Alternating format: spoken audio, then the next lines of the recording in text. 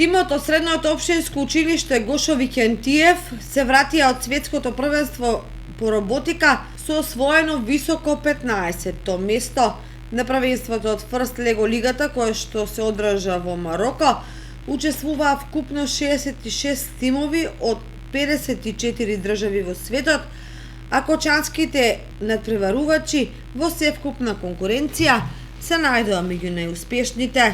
Директорот на Средното општинско училиште Гошо Викентиев Спирко Златков по враќањето дома изјави дека е горд со овој пласман, бидејќи во силна конкуренција помеѓу тимови од Бразил, Јапонија, Германија и Франција, навистина е успех да се освои високото 15-то место.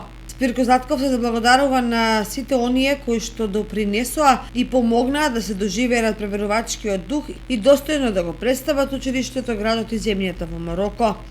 Темата на светското првенство по роботика оваа година беше супер мокни, а сите учесници се надпреваруваа во изработка на проект, представување на проект, дизајн на робот и роботска игра.